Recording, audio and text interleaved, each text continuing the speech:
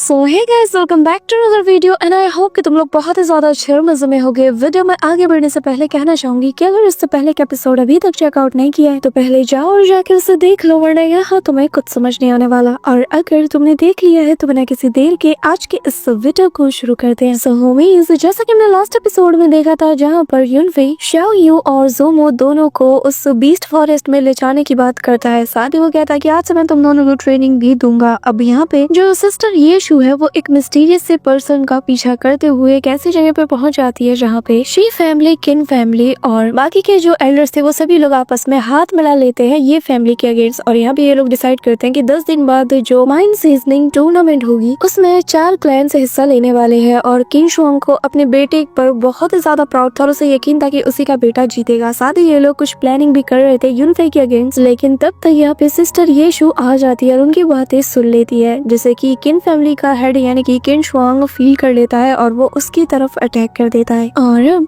आगे सो होमीज, हमारे इस एपिसोड के स्टार्टिंग में हम देखते हैं कि सिस्टर येशु जो है वो उसके अटैक से जैसे तैसे करके बचती है और कहती है कि मुझे जल्द से जल्द यहाँ से निकल के युनफेई और बाकी सभी को बताना होगा। वो यहाँ से भागने लगती है कि तभी हम देखते हैं कि इसके पीछे किन फैमिली और शी फैमिली सभी के हेड पहुंच जाते हैं और साथ इनके पीछे बहुत से लोग भी पड़े हुए थे और ये लोग कह रहे होते हैं कि आखिर तुम कौन। लेकिन तभी इन्हें पता चल जाता है कि असल में ये लड़की और कोई नहीं बल्कि येशु है। अब यहाँ पे किन फैमिली का हेड उस पर अटैक करते हुए कहता है कि तुम्हें क्या लगता है कि तुम यहाँ से बच के जा पाओगी। हाँ, ये कहते साथ ही वो उस पर अटैक करता है, लेकिन जैसे ये अटैक उस पर लगने वाला होता कि तभी यहाँ पे किंग लो आ जाती है और आते साथ ही उसकी जान बचा लेती है। अब यहाँ पे चारों तरफ धुआं उड़ जाता है, इस वजह से किसी को नजर नहीं आता कि आखिर कौन यहाँ पे आया था। अब यहाँ पे शी फैमिली का हेड कहने लगता है कि अगर हमने इस लड़की को नहीं रोका तो ये सब कुछ जाके युनफेई को बता देगी कि कैसे हम उसे खत्म करने का प्लान बना रहे हैं। साथ ही हम यहाँ उसकी फैमिली के साथ क्या करेंगे ये सब कुछ उसने सुन लिया है, हमें जल्द से जल्द कुछ ना कुछ तो करना ही होगा। अब यहाँ पे ये बात चली रही होती है, साथ ही जो की फैमिली का हेड होता है वो भी समझ आता है कि मामला बहुत ज्यादा सीरियस है और उसे जल्द से जल्द कुछ करना होगा, नहीं तो इसका भांडा जो फूट जाएगा। वहीं दूसरी तरफ ये दोनों कुछ सोच ही रहे होते हैं कि तभी यहाँ पर एक ब्लैक रॉब्ड बंदा आ जाता है जो कि कहने लगता है कि चिंता मत करो, इस सब की कोई जरूरत नहीं है। जिसे सुनकर यहाँ पे जो किन फैमिली का हेड था वो तो काफी ज्यादा खुश था। वो कहता है कि कमांडर क्यों, आखिरकार तुम आ ही गए। जिसमें ये मिस्टीरियस पर्सन हंसते हुए कहने लगता है कि हाँ, आखिर मुझे किन फैमिली के हेड ने बुलाया है तो मैं क्यों ना आता। और वैसे भी मेरी शैडो फाइंड गैंग आपको बहुत ज्यादा रिस्पेक्ट देती है, भला मैं किन फैमिली के रिक्वेस्ट को कैसे डिनाई कर पाता बताइए। यहाँ पे हम देखते हैं कि जो बाकी के क्लैन के एल्डर्स को पता चलता है कि ये असल में शैडो फाइंड ग्रुप का वही फेमस कमांडर क्यू है, तो सभी लोग हैरान हो जाते हैं कि तभी यहाँ पर जो कमांडर क्यू है वो यहाँ पर किन फैमिली के हेड यानी कि पैट्रियार्क से कहने लगता है कि किन फैमिली के पैट्रियार्क आप बिल्कुल बेफिक्र रहे, मैं यहाँ पे सब कुछ संभाल लूंगा, क्योंकि जो पर्सन यहाँ आपके हाथों से बच के निकल गया ना उसके सर्वाइव करने के चांसेस बहुत ज्यादा कम है। अब यहाँ पे ये सुनते साथ ही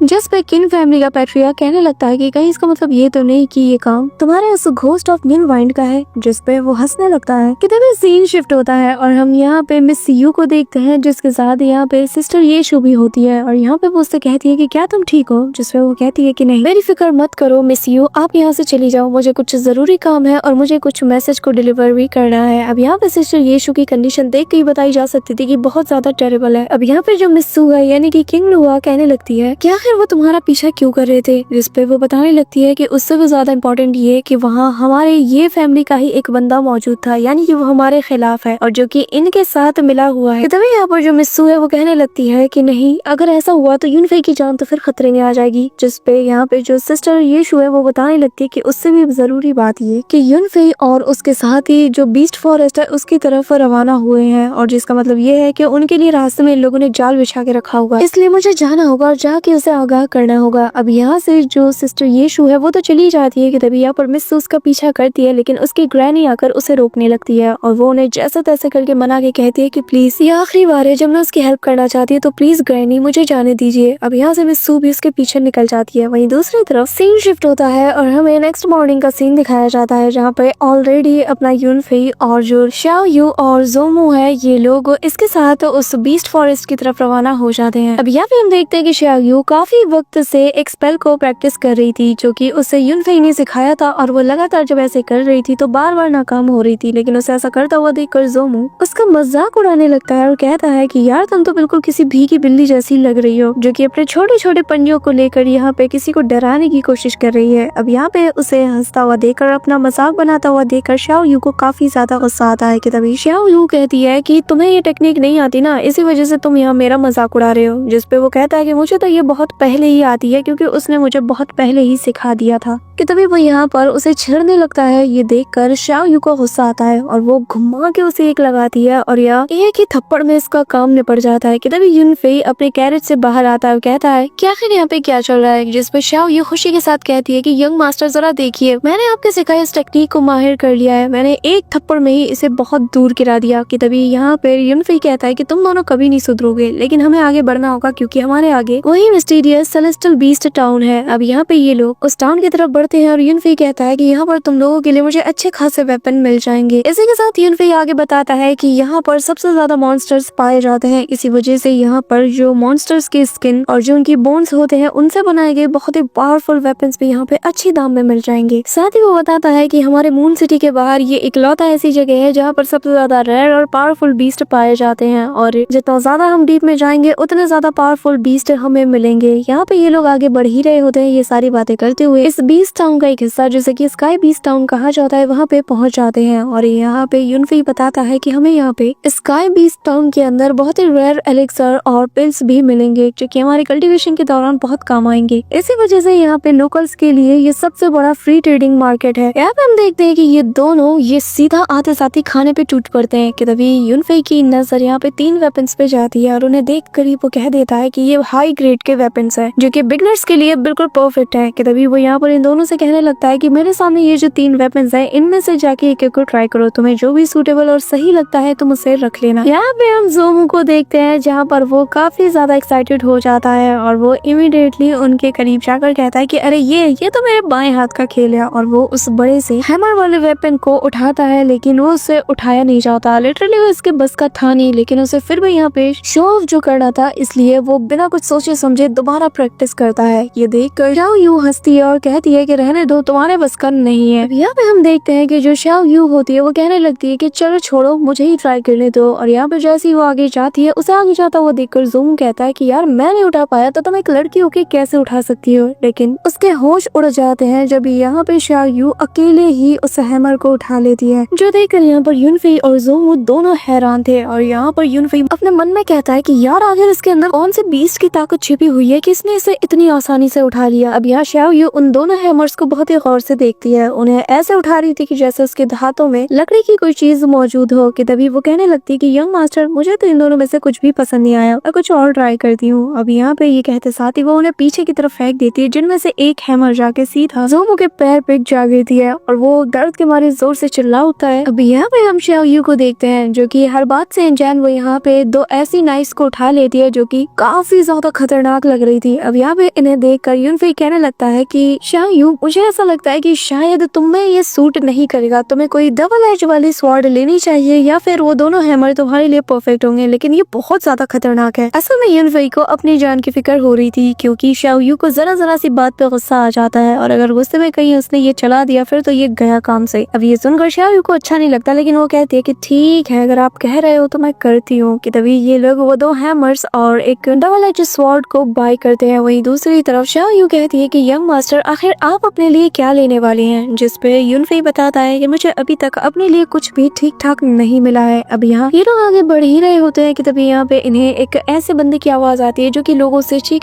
के कह रहा था कि प्लीज मुझसे ये स्वॉर्ड बाय कर लो, ये मैं तुम्हें आधे से भी आधे दाम में दे रहा हूँ, इसे मैं बस 10,000 स्प्रिट क्रिस्टल के बदले में बाय कर रहा हूँ क्योंकि मुझे मेरे फादर को दिखाना है, उनकी तबीयत बहुत ही ज्यादा खराब है तो मैं इनके जरिए से उनका इलाज कराना चाहता हूँ। अब यहाँ पे सभी लोग हंस रहे होते हैं उसकी बात पर कि तुमने जो कीमत मांगी है उस हिसाब से तुम्हारे इस डैगर की शक्ल भी उतनी नहीं, तो आखिर हम इसके बदले में इतना कैसे दे सकते हैं। सभी लोग हंस रहे थे कि तभी वो बंदा कहता है कि ऐसा मत कहो, ये मेरे एंसेस्टर के द्वारा जनरेशन बाय जनरेशन हम तक पास डाउन की गई है। मेरे फादर की तबीयत खराब है, इसी वजह से मैं बस मजबूर होकर इसे बेच रहा हूँ। अब यहाँ पे हम देखते हैं कि जो यूनफेई है और शाओ यू और जोमो ये लोग भी इसी डायरेक्शन में आ रहे थे कि तभी यूनफेई कहने लगता है कि मुझे ऐसा क्यों लग रहा है कि जैसे मैं यहाँ पे कुछ पावरफुल की को सेंस कर पा रहा हूँ। ऐसा लग रहा है कि कोई पावरफुल वेपन है जो कि मेरे सामने ही मौजूद है लेकिन दिख नहीं रहा। अब यहाँ उसकी नजर जैसे ही उस डैगर पे जाती है तो वो कहने लगता है कि ये तो सच में वाइट प्रोफाउंड स्वॉर्ड है। अब यहाँ पे यूनफेई बिना किसी देरी के अगले ही पल से कहता है कि मैं इस डैगर को बाय करना चाहता हूँ। जो सुन के ये बंदा और सभी लोग हैरान थे कि यार 10,000 क्रिस्टल, क्या ये लड़का झूठ बोल रहा है? क्या ये यहाँ पे कोई मजाक कर रहा है? देखने से तो ठीक ठाक फैमिली का लग रहा है, आखिर ये कैसे इसे बाय कर सकता है? पर तभी मुझे आदमी तो वो कहने लगता है कि यंग मास्टर, क्या आप वाकई में मुझसे खरीदना चाहते हो? आप तो मुझे जानते भी नहीं, क्या आप मुझ पे यकीन करते हैं? जिसपे यूनफेई हाँ में सिर को हिलाते हुए कहता है कि जरा मुझे अपने फादर को पहले देखने दो। अब यहाँ वो जैसे इसके फादर को चेक करने के लिए बैठता है तो उसका जो हेवनली एम्पायर वाला यानी कि फ्यूचर वाला जो वर्जन है वो हमें दिखाया जाता है, जो कि कहने लगता है कि हाँ मेरे प्यारे दर्शकों, मैं जानता हूँ कि तुम लोग मुझसे क्या कंप्लेन करने वाले हो। हाँ, तुमने सही समझा, मैं अपनी प्रीवियस लाइफ में सिर्फ एक हेवनली एम्पायर ही नहीं था बल्कि मैं मेडिसिन मास्टर भी रह चुका हूँ, तो मेरे लिए इसे ट्रीट करना कोई बहुत बड़ी बात नहीं है। अब यहाँ हम वापस से यूनफेई को देखते हैं। अब यहाँ पे हम देखते हैं कि वो इमीडिएटली अपने फिंगर्स को उसकी बॉडी के कुछ बहुत ही इंपॉर्टेंट मेरिडियन पॉइंट्स पे अपनी थोड़ी सी स्पिरिचुअल एनर्जी के साथ टच करता है और यहाँ उनकी उस ब्लॉकेज को भी ठीक करने की वो कोशिश करता है, जिसके बाद वो अपना काम होते जाते यहाँ से हट जाता है। और ये जो बंदा था ये अपने फादर को देख रहा था और कहता है कि फादर, आखिर आप ठीक तो है ना? कि तभी यहाँ पर यूनफेई की ये टेक्निक काम आ जाती है और उसके फादर को होश भी आ जाता है और वो कहने लगता है कि मैं जिंदा हूँ। मुझे तो लगा था कि शायद मैं दोबारा कभी अपनी आंखें खोल भी नहीं पाऊंगा।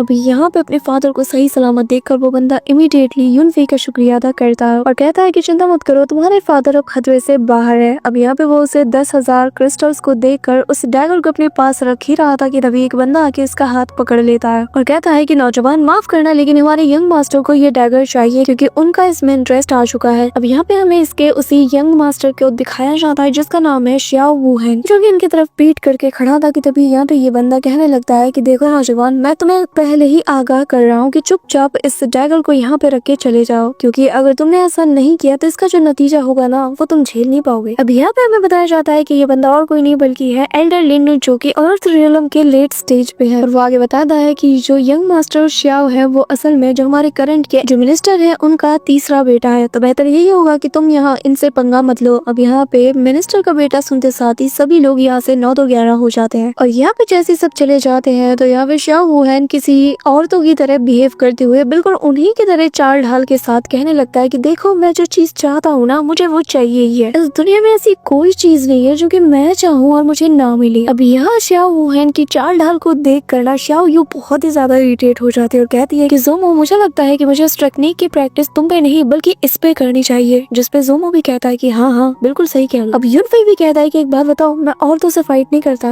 ये कहते साथ ही वो यहाँ से जाने लगता है, जो देख कर शाओ वुहेन उसके पीछे जाने लगता है, लिटरली बिल्कुल लड़कियों जैसी अदाएं करते हुए कहता है कि हाउ डेयर यू, तुम्हारी हिम्मत कैसी हुई मुझसे ऐसा कहने की, जरा दोबारा बोल के तो दिखाओ। कि तभी जोमो उसके पास जाकर कहता है कि हाँ, हम औरतों से फाइट नहीं करते, ये दूसरी बार है। कि तभी शाओ यू आगे आती है और कहती है कि हाँ, मैं भी एक औरत होकर दूसरी औरत से फाइट नहीं कर सकती, लो ये तीसरी बार है। ये सुनकर शाओ वुहेन लड़कियों की तरह हरकतें करने लगता है। वो उछलते हुए पैर मटकाते हुए कहने लगता है कि देखो, आखिर इनकी हिम्मत कैसे मुझसे ऐसा कहने की, मैं एक मर्द हूँ। हाँ, मैं एक मर्द हूँ। एल्डर लिन, आखिर आप खड़े खड़े मेरा मुंह क्या देख रही है, जाइए इसे सबक सिखाइए। उसका मैसेज पाते साथ ही एल्डर लिन तेजी से उन दोनों पे हमला करने को चाहता है, लेकिन यूनफेई उन्हें बचा लेता है और कहने लगता है कि मैं जानता हूँ कि तुम अर्थ रियलम के लेट स्टेज पे हो। आप अपने कल्टीवेशन को रिवील होता हुआ देखकर एल्डर लिन भी कहता है कि वाकई में तुम काफी ज्यादा इंटरेस्टिंग हो, लेकिन तुम्हें फिर भी मरना होगा। ये कहते साथ ही वो अब उस पे टूट पड़ता है, जो देखकर यूनफेई भी कहने लगता है कि ये तो वक्त बताएगा कि आज यहाँ पे कौन मरेगा। और फिर वो उसके दोनों हाथों को अपने हाथों से काउंटर करते हुए हवा में ही उससे हाथापाई करना शुरू कर देता है, जहाँ पर ये दोनों एक के बाद एक दूसरे पे अटैक कर रहे थे। कि तभी यहाँ पे एल्डर लिन का एक अटैक यहाँ यूनफेई को पड़ जाता है, जिससे वो पीछे जा गिरता है, लेकिन वो फिर भी नहीं रुकता। वहीं दूसरी तरफ यहाँ पर जो एल्डर लिन था वो यहाँ पे अपनी एक टेक्निक का यूज करता है और सीधा अपना हाथ यूनफेई की तरफ बढ़ाता है, जिसे देखकर यूनफेई भी समझ आता है कि ये क्या करेगा। जिसके बाद वो हैंड साइन बनाता है और अपने heaven and earth soul power का यूज करता है, जिसके साथ ही उसकी बॉडी से गोल्डन कलर की एनर्जी निकलती है, जिसे देखकर एल्डर एल्डन लिन दूर छुटक जाता है और यहाँ यूनफे कहता है कि तुम्हें उम्मीद नहीं होगी ना कि मैं ऐसा कुछ कर सकता हूँ, है ना? तुम्हें तो मैंने सरप्राइज कर दिया होगा। लेकिन तभी यूनफे अपनी पावर्स को फुल्ली तरीके से यूज नहीं कर पाता और यहाँ पर एक्टिंग करते हुए कहने लगता है कि देखो मैं तुम्हें छोड़ रहा हूँ, मैं यहाँ पर अपनी पूरी पावर्स को यूज नहीं करना चाहता। जो देखकर यहाँ पे एल्डन लिन कहता है कि तुम्हें अपनी ट्रू आइडेंटिटी को छुपाने की जरूरत नहीं है और मिस्ट्री बनने की तो जरूरत बिल्कुल भी नहीं है। अब यहाँ पे ये कहते साथ ही वो उस पर अटैक करता है, लेकिन यूनफे उसके हर एक अटैक से डॉज करता है और फिर अपने ब्लड डिवोरिंग नीडल से उसकी तरफ अटैक करता है, जिससे कि एल्डन लिन भी बहुत मुश्किल से डॉज कर पाता है। कि तभी यहाँ इस मौके का फायदा उठाकर जो यूनफे है और बाकी दोनों यहाँ से निकल पड़ते हैं और यहाँ पे एल्डन लिन जब जमीन में देखता है तो यहाँ यूनफे की उस ब्लड डिवोरिंग नीडल ने बहुत बड़ा सा गड्ढा बना दिया था। कि तभी यहाँ पर जो शाओ वुहेन है वो दौड़ते हुए आता है और भटकते हुए कहता है कि एल्डन लिन आखिर आपने उसे क्यों नहीं पकड़ा। अब यहाँ पे इसकी हरकतें देखकर एल्डन लिन कहता है कि वाकई में हमारा थर्ड यंग मास्टर काफी ज्यादा अजीब है। इसके बाद वो उससे कहता है कि आप चिंता मत कीजिए, आपको जो चाहिए मैं उसे आपको हर हाल में लाके दूंगा। साथ ही मुझे उस लड़के की प्रोफाउंड और मिस्टीरियस कल्टीवेशन टेक्निक भी चाहिए, तो मैं उसे कैसे जाने दे सकता हूँ। इसी के साथ अब हम देखते हैं कि यूनफे उन दोनों को लेकर क्रोकोडाइल वैली के पास पहुंच जाता है। अब यहाँ पे जोमू यूनफे की तारीफ करते हुए कहता है कि आपकी स्ट्रेंथ तो पहले से कई गुना ज्यादा बढ़ चुकी है। कि तभी यहाँ पे यूनफे की हालत बिगड़ जाती है और उसके मुंह से खून निकलता है, जिसे देखकर शाओ यू कहने लगती है कि यंग मास्टर क्या आप ठीक तो हैं? आखिर आपके साथ हुआ क्या? तो ये अपने मन में कहता है कि अच्छा हुआ कि मैं सही वक्त रहते इन दोनों को लेकर वहाँ से निकल गया, क्योंकि मैं ज्यादा देर तक उस ताकत को होल्ड करके नहीं रख सकता। ऊपर से मुझे काफी तगड़ा वाला आफ्टर शॉक भी मिला है। अब यहाँ पे मुझे जल्द से जल्द खुद को स्ट्रॉन्ग करना होगा, स्पेशली अपनी बॉडी को, ताकि इतने पावरफुल टेक्निक्स को ये बियर कर पाए। कि तभी यहाँ पर यूनफे उन दोनों से कहने लगता है कि अब जबकि तुम्हारे पास वेपन्स भी है, सब कुछ है, तो बेहतर यही होगा कि तुम लोग जल्द से जल्द अपनी ट्रेनिंग शुरू कर दो। जिसपे ये दोनों भी काफी ज्यादा एक्साइटेड होते हुए एक फ्रेंडली वे में कहते हैं कि तुम चिंता मत करो, हम तुम्हारा साथ कभी नहीं छोड़ने वाले। जिसके बाद ये लोग अपने वेपन्स को उठाकर एक लो लेवल के बीस्ट का शिकार करने गलत डायरेक्शन में निकल पड़ते हैं और इन्हें जाता हुआ देखकर यूनफे कहता है वैसे तुम लोग गलत डायरेक्शन में जा रहे हो। जिसपे ये लोग दूसरी तरफ भागने लगते हैं, लेकिन इतने भारी भारी वेपन्स को उठा के ये वहीं पे थक के गिर जाते हैं, जो देखकर यूनफे अपना सिर पकड़ लेता है। इसी के साथ हमें थोड़ी देर बाद का सीन दिखाया जाता है, जहाँ पर यूनफे एक बीस्ट का शिकार करके उसके अंदर की जो ब्लड एसेंस है उसे अपने पास गैदर करता है और कहता है कि ऑलमोस्ट मुझे जो भी चाहिए था मैंने सब कुछ हासिल कर लिया है। जिसके बाद वो यहाँ पे कहने लगता है कि जरा मैं देखूं आखिर ये दोनों क्या कर रहे हैं। और जैसे ही वो पेड़ के ऊपर जाके देखता है तो वो पाता है कि यहाँ पर जो शाओ यू है वो एक छोटे से रैबिट के पीछे पड़ी थी, तो वहीं दूसरी तरफ जोमू के पीछे एक बड़ा सा बीस्ट पड़ा था। ये दोनों एक दूसरे को दौड़ा रहे थे। तभी उसकी नजर एक छोटे से बीस्ट पे जाती है जो कि अपने पीछे जो ब्लड डीमन वुल्फ्स को दौड़ा रहा था और बहुत ही इजीली वो उन्हें ट्रैप भी कर लेता है। अब यहाँ पर ये देखकर जो यूनफे है वो कहने लगता है कि ये कितना ज्यादा ब्रेव है। लेकिन अगले ही पल हम देखते हैं कि दो ब्लड डीमन बुल्स आकर इसे चारों तरफ से घेर लेते हैं, जिस वजह से बेचारा ये बुरी तरीके से इनके बीच घिर चुका था। और यहाँ पे हम देखते हैं कि असल में इसने इन लोगों का खाना चुराया था और इसकी हिम्मत तो देखो, इनका खाना चुरा के इन्हीं के सामने मजे से खा जाती है। जो देखकर ये जो ब्लड डीमन बुल सिंह उस पर अटैक करने वाले थे कि तभी यूनफे आकर उसकी जान बचा लेता है और वो फॉक्स से यूनफे के पास आकर उससे चिपकने लगती है और यूनफे उसे उठाकर कहने लगता है कि दूसरों का खाना चुराना और उनके सामने आके उन्हीं का खाना खाना, ये प्रोवोक करने का स्टाइल तो मेरा है। तुम लकी हो कि आज तुम्हारा सामना मुझसे पड़ा है। अब यहाँ पे हम देखते हैं कि इनमें से एक जो ब्लड डीमन बुल्स है वो उस पर अटैक कर देता है, लेकिन यूनफे बहुत इजीली उससे निपटा देता है कि तभी दूसरा वाला बंदा यूनफे को घेर लेता है। जो देखते साथ ही वो जो फॉक्स था वो इमीडिएटली इस वुल्फ को डिस्ट्रैक्ट करने लगता है और इसके डिस्ट्रैक्ट होते ही यूनफे पीछे से अपने उसी डैगर के जरिए से इसे निपटा देता है। और फिर यूनफे उस फॉक्स के पास जाकर कहने लगता है कि यार तुम तो काफी ज्यादा स्मार्ट हो, तुम्हें पता था कि दुश्मन को कैसे डिस्ट्रैक्ट किया जाए और वो भी कैसे वक्त पे। अब यहाँ पे वो उसके सिर पे हाथ फेरता है, जिस वजह से उस फॉक्स को भी अच्छा लगता है। कि तभी एक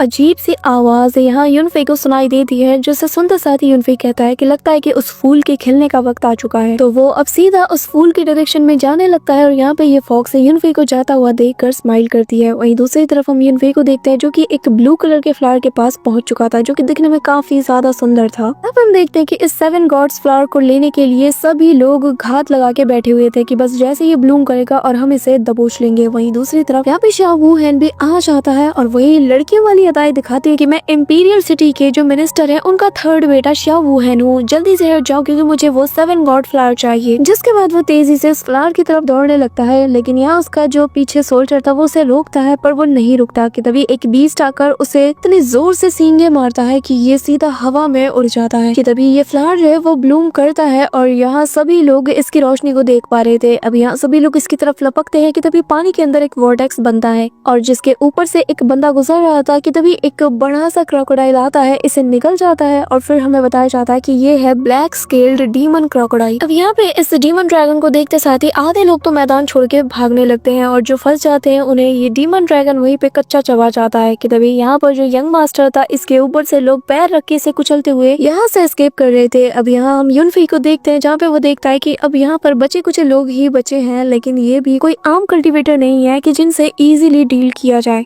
कि तभी यहाँ पर एल्डरलिन बाकी बचे जो 3 माहिर खिलाड़ी थे उनसे कहने लगते हैं कि तभी जो एल्डरलिन है वो बाकी बचे लोगों से कहने लगते हैं कि क्यों ना हम सभी लोग हाथ मिला लें और फिलहाल के लिए सबसे पहले इस लेवल 9 के डीमन क्रोकोडाइल को मार गिराने में मदद करें और रही बात 7 गॉड फ्लावर की, ये हम एंड में डिसाइड कर लेंगे। यहाँ पे हम देखते हैं कि पहले तो कोई मानता नहीं, लेकिन तभी यहाँ पर जो एल्डरलिन है वो यहाँ अपने ही साथियों को मार देता है और कहने लगता है कि देखो अब हम बराबर हैं, जिस पर वो सभी मान जाते हैं और ये लोग उस डीमन क्रोकोडाइल पर हमला करना शुरू कर देते हैं। यहाँ पे एल्डरलिन सबसे पहले इसके मुंह को दबोचता है, वहीं दूसरी तरफ बाकी के 2 जो कल्टीवेटर थे ये मिलकर इसके दोनों हाथ और दोनों पैर दोनों को सीज कर देते हैं। एंड देन जो आखिरी वाला बंदा था वो अपने जाइंट से कुल्हाड़े से इसके नेक को टारगेट करके उस पे हमला करता है। अब यहाँ पे हम देखते हैं कि इस मौके का फायदा उठाकर जो श्याओ वुहेन है वो तेजी से 7 गॉड फ्लावर की तरफ बढ़ता है और कहता है कि मेरे 7 गॉड फ्लावर मैं तुम्हें लेने आ रहा हूँ। यहाँ पे सभी लोग कहते हैं कि आखिर तुम्हारी हिम्मत कैसे हुई हम लोगों को ट्रिक करने की, जिस पे एल्डरलिन कहता है कि अगर तुमने इस मॉन्स्टर को जाने दिया तो फिर हम सभी मारे जाएंगे और मैं जानता हूँ कि कोई भी यहाँ पे इस फ्लावर के लिए अपनी जान तो खतरे में नहीं डालने वाला। अब यहाँ पे हम देखते हैं कि जो श्याओ वुहेन है वो काफी तेजी से दौड़ रहा था, लेकिन अपना युनफी कम थोड़ी है, वो दौड़ते हुए जाता है और सीधा एक पैर इस श्याओ वुहेन के ऊपर रख के उस